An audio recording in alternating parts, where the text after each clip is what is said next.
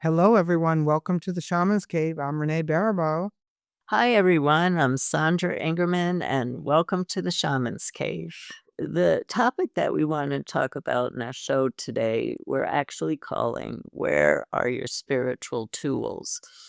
And um, what really led me to feeling passionate about talking about this topic today is that I am pretty much off of social media, but I do go on just to see where the spiritual community is at. That's my job. I'm a teacher. I write, I see clients, and so I need to know a lot of where the collective is at. And so I watch so many people who have taken so many shamanic workshops, not necessarily from me or Renee, but teachers all over the world. And they spent years and an amazing amount of money taking all these workshops and gathering the most potent spiritual tools that have gotten our ancestors and shamanic communities through situations a lot worse than we're going through right now.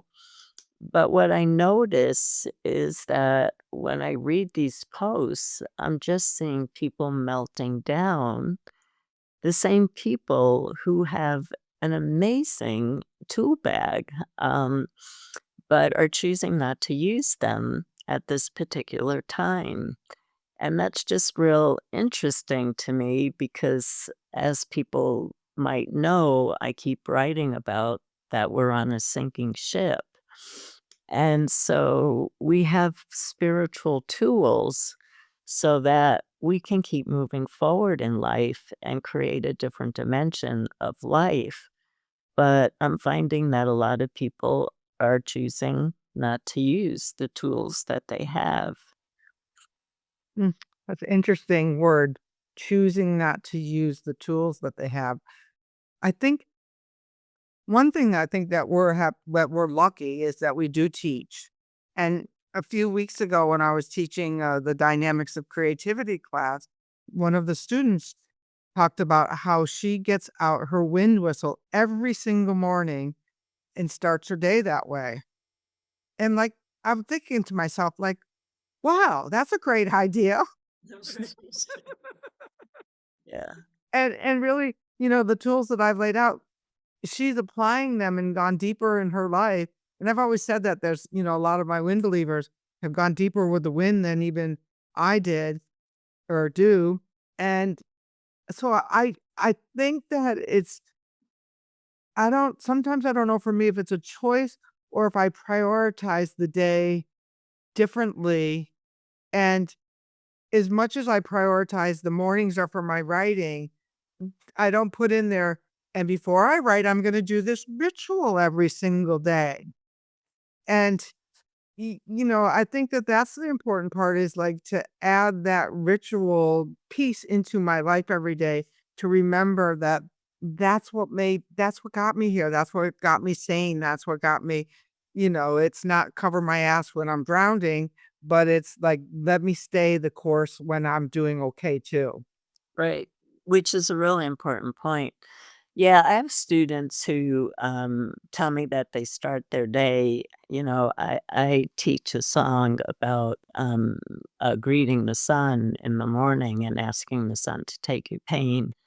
And back on former shows, before we knew people were driving while they were listening to us, we did teach songs and we did do journeys.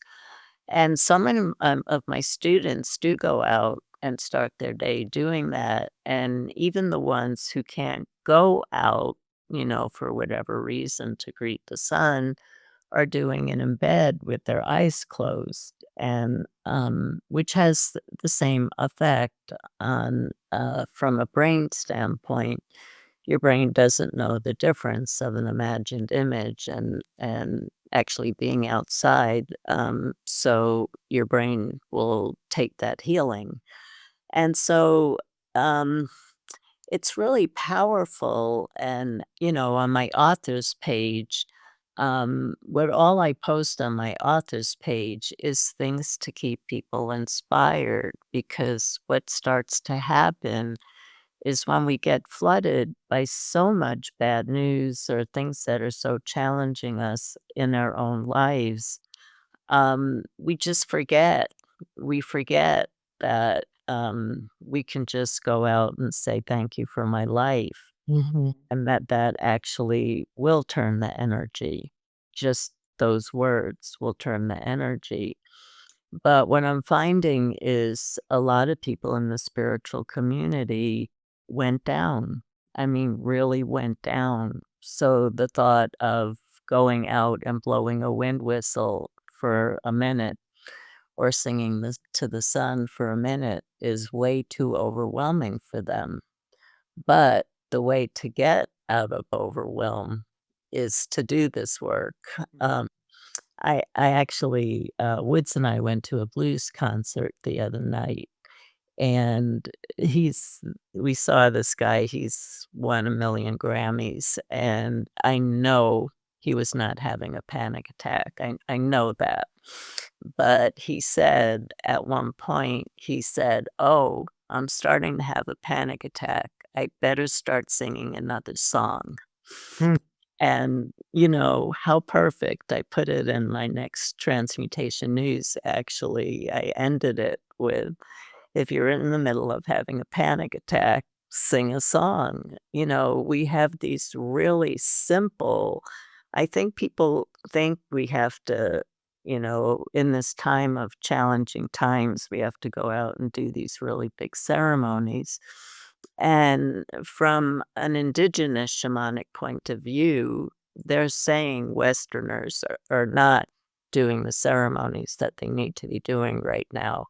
And that's why we're having a lot of the issues that we're having. And I do agree with that. Personally, I do agree with that. But we're also dealing with a culture in extreme overwhelm. So you don't throw yourself into an all-night ceremony when you can barely get out of bed. You think about what's a real simple practice, like, imagining that I have, a light in my heart that I can send, to a cell in my body that's struggling.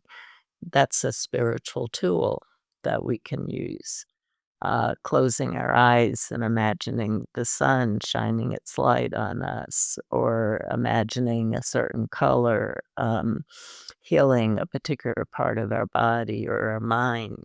These are things that actually take no effort whatsoever, but what they say to your unconscious is, "We're moving forward now." And that's why I'm saying we need to find our spiritual tools, not overwhelming us with, "Oh my god, Renee and Sandra are giving us more practices, and I can barely function at this point." It's the real simple things. They're so simple. Taking one deeper breath, seeing a beautiful color flowing through your body, imagining the sun lighting up your life. These are powerful tools that say to your unconscious, "I'm taking a step forward," and it will start to support you in that. I agree, and sometimes taking a step forward is taking a step back. This morning, I was doing I have this bad habit of I sleep with my phone near me, and I usually check my emails before. I don't know why first. It's just. And so this morning, there was one really annoying one, and my first automatic response is to reply. And I didn't I thought, like, what good is that gonna do me? So, I think going through the emails in the morning or the Facebooks or whatever, it it it triggers that fight or flight Right. mechanism right off the chute. So, if I can not do that, and I could. And maybe even if I saw them, but I didn't feel the need to respond to them, I don't engage that, because as soon as I engage that, that sets me off for a pattern for the day, I find, Oh, and not a good one. Oh, absolutely, 'cause that seeded your psyche, and that's what went in there. Yeah, what I'm doing, which I find, healthy because I do try to get my computer work done in the morning so I can do my exercises and other things in the afternoon and, um, and work with clients and all of that. But back in the old days, what my life was always like, and this was just a habit that I had since I'm probably a teenager, was I would always take an hour or so to drink tea in bed, or when I was a coffee drinker, to drink coffee before I checked my phone messages, before I checked anything. And so then I found myself moving into a cycle like you, and I found that it was ruining my day, because I was stuck on, the messages, the things that triggered me. And so now I didn't think about it. It was just a natural thing that happened. Now I drink my full cup of tea, however long that takes, while I stare out the window into nature. And then I will start to do my work, where I started to make my work the priority of the first thing I did once I opened my eyes. And like you, it's just not a healthy way to start your day. Mhm. Another a little simple technique that I use in the afternoon, on a particularly stressful day, is that I will go out and water the plants, and inevitably, it shifts everything. When you go out and see how they're doing and have a little conversation with them, and seeing how, I planted some new plants in my new house, how they're liking it where they are, and getting to know them. I think that's such a gift you gave me, was to really to get to know the plants a little bit more than I had in the past. I always loved them, but I never really stopped to have a conversation with them, but now I have a conversation with them all. Right. And that's a powerful spiritual practice too that gets you out of your own drama, is connecting with a nature being, who I believe they have their own dramas, especially living with all of us. But it takes you out of yourself to remember there's a different aspect of life, um, than what you're just looping and focusing on. And I hope when you guys are hearing at home, what we're talking about is not like game-changing activities like lighting a fire out in the yard, although we did this last class that I was teaching for the dynamics of creativity. We are working with each section of the quadrants and then putting them into a fire. And one of the students had this beautiful fire where she put in her quadrant in there, and I'm there like, wow. I haven't done that. How simple and how profound and how expedient is the use of fire for transformation. I've been doing a lot of cooking, so maybe that counts a little bit. Right, yeah. No, fire is, mm, you know, f fire has been used since the beginning of time for transformation. That's its nature. It transforms, it heals, it purifies. So, it's wonderful to work with fire, and even if one of the things that I've written in all my books, because I write about fire ceremonies in all my books, is I realized that a huge part of the population doesn't have a community to do a fire ceremony with, live in places that it's impossible to do a fire ceremony in your apartment, but you can light a candle, and over the bathtub, you can write something and you can burn it up. And it seems like, no, that wouldn't really work, but, um, the whole point of ceremony is ceremony brings stability and center back into our life again. So if you just write something down on a piece of paper that's really bothering you and you give it to the fire to burn away, to take something out of your body that's dark so that more light can actually fill your body. If it's as simple as just burning a piece of paper over your bathtub, that actually works, and it doesn't take a lot of effort to do something like that either. And you can get magic paper, which that flash paper that just burns and gives you the wow, that just kind of, you know, it dissipated.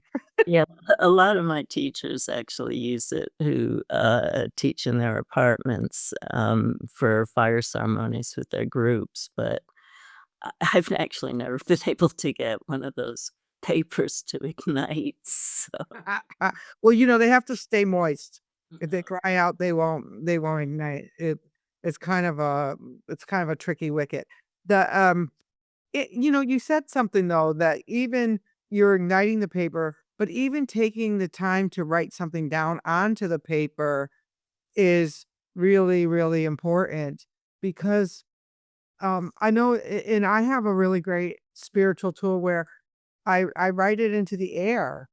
right, And then I have a wind goddess come grab it up in her wind sack, take it out past the furthest galaxy, transmute it, and and then that removes it too. And it seems like a really simple exercise, but I wasn't teaching one time, and this guy had this whole big extraction from just doing the exercise of writing on the air what was going on for him, and it, like, opened up a pathway for him. So, some of these things, we like to complicate things, because then we feel like, well, if it's complicated, it must work better. right, But I think we're in a time where everything is so complicated right now. If we can find simple little spiritual tools that help us get through the day, like I mentioned, I was cooking.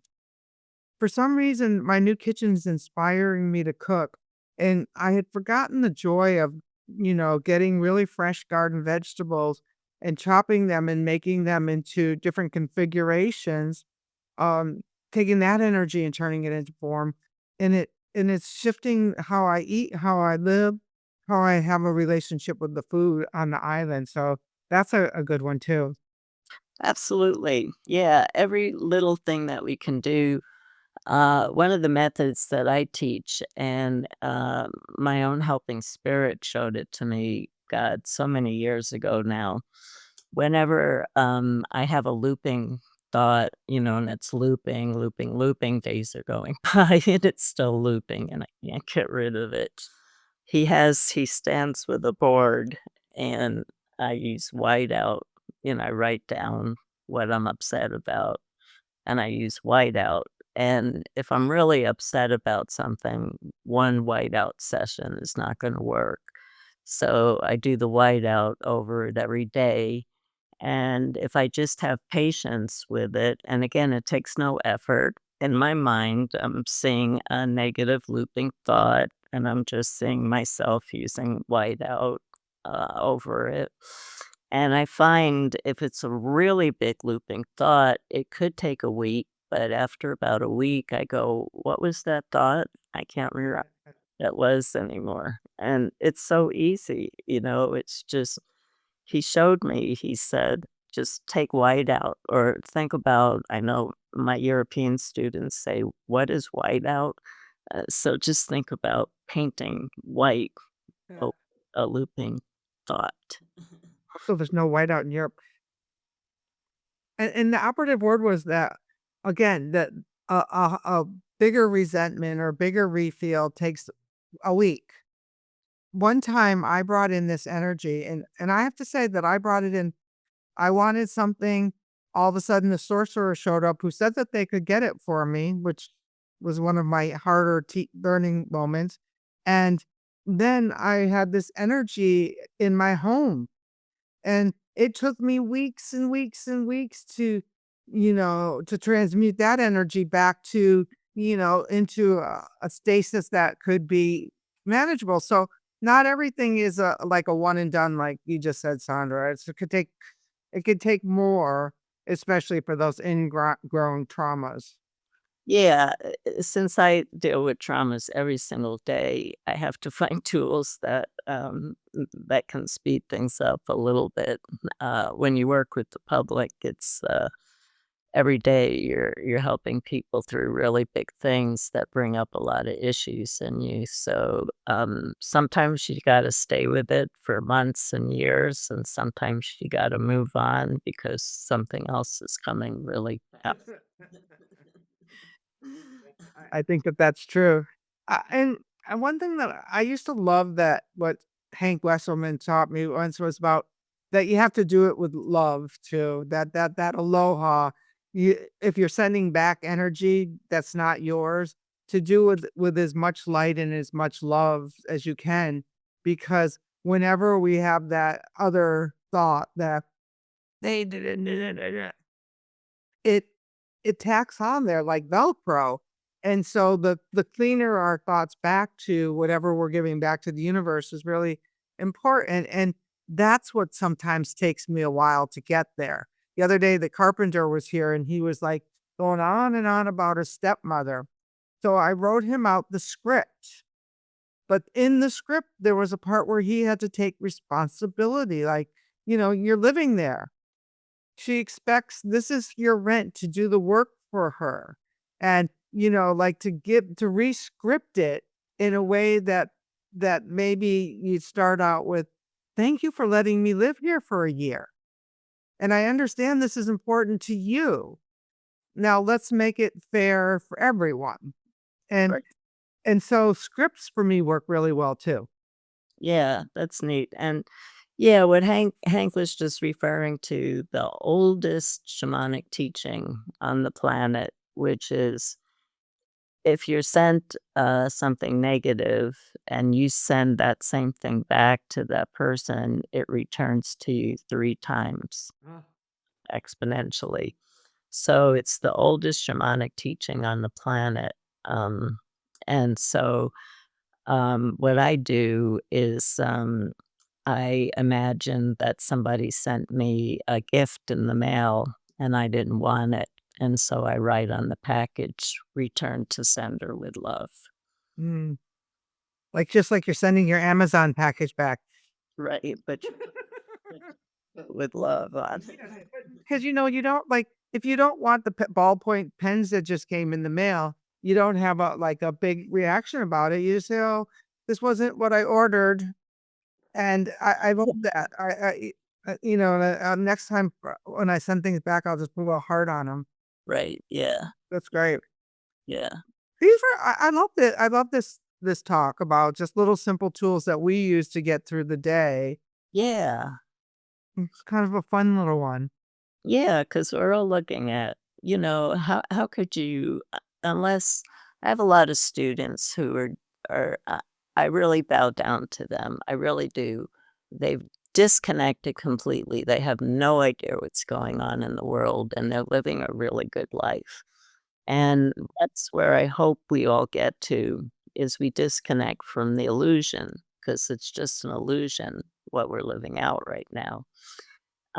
But until we get to that point, how do we use the simplest little tools when we get so overwhelmed where we feel like our day is like a tidal wave is hitting us every day? There are just little things like Renee and I shared that can just pick you up enough so that you can take that next step forward. Why don't you, at home, share us your, simple trip? Like, imagine we have a whole thread of simple tips and tricks that people can use, because, where I might resonate with one, you might resonate with another, and somebody else would resonate with something totally different. Absolutely. No, as a community, if we can share the things that are working for us. What a blessing. And the Mhm. power of community is how we support each other through not just the good times, but the turbulent times too. Absolutely. So you know where to find us over at shamanstv.com, our Facebook group, The Shaman's Cave. And I'd love to see a wall filled up with these kinds of tips, simple tips to get through the day because they like to prophesize over there and tell us things, but I really would rather have this is what I do today. This is how I got through this. Really personalized and really valuable, something that I could use in my own life that I might not have thought about. Absolutely. Yeah. Well, thank you everyone for the brilliant work that you are doing. I know that every single one of us out there listening to this show is doing the absolute best that you can. And that's what we can all do at this particular time as we look at ways that we can use our spiritual tools to keep moving forward in life instead of trying to move backwards.